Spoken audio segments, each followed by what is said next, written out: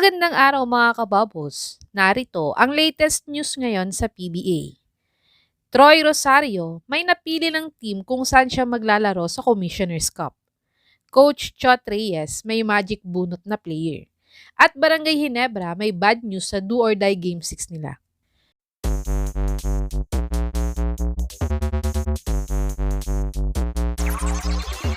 Ilang buwan na ngang walang sinasahod sa PBA itong si Troy Rosario.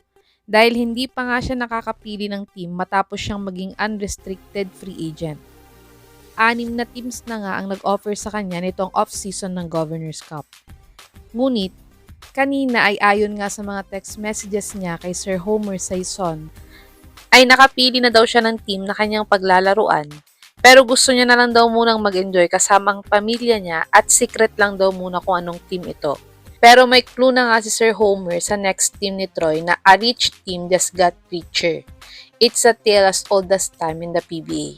Kayo mga kababos, anong team kaya ang napili niyang paglaruan next conference? I-comment nyo na po yan sa baba. Dumako naman tayo sa magic bunot daw ni Coach Chot Reyes. Nanalo nga ang TNT sa Game 5 ng serye nila kontra sa Ginebra sa score na 99-72. At ang best player nga dito ay ang star player nilang si Calvin Oftana na nagtala ng 15 points, 8 rebounds, 2 assists at 6 out of 10 siya sa field goal made. Pero ang naging magic bunot nga ni Coach Chot dito ay ang one-time PBA MVP niyang si Machine Gun Kelly. Si Kerry Williams nga ay halos hindi pinaglalaro ngayong PBA Finals. Ito ay dahil may iniinda pa nga itong calf injury sa semifinals game nila kontra sa Rain or Shine. Pero sa Game 5 nga, ay siya ang naging magic bunot ni Coach Chot sa starter nila at nakapag-contribute naman siya ng 11 points sa kanilang panalo. Tumungo naman tayo sa bad news ng Ginebra para sa Game 6. Hindi nga naging maganda ang Game 5 ng Ginebra dahil natambakan nga sila ng 27 points sa kanilang pagkatalo. At kahit nga ang super import nilang si Kabayan Brownlee ay 8 points lang ang naitala niya dito. Ayon nga sa Spin.ph ay isa nga daw si Brownlee sa mga huling umaalis sa dugout after ng game nila.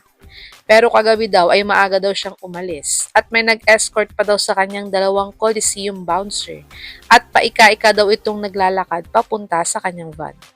Pero ayon naman sa interview ni Coach Tim, ay wala lang daw yon at pogi points lang daw ni Brownlee ito dahil hindi daw mahalaga ang ginawa niya individually dahil natalo daw sila ng 30 points sa Game 5 ng PBA Finals. Kayo mga kababos, sa tingin nyo may injury kayang iniinda itong si Kabayan Brownlee at makakapaglaro kaya siya sa do or die Game 6 nila? I-comment nyo na po yan sa baba.